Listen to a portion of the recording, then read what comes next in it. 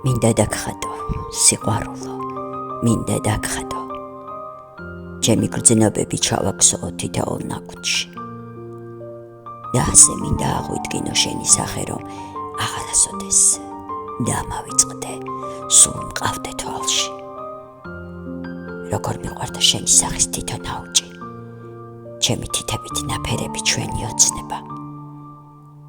ასე უზომოდ რად მიყვარდი ღმერთო, არ ვიცი, რა ვიღბლო შევიქმენი, რა მეშველება.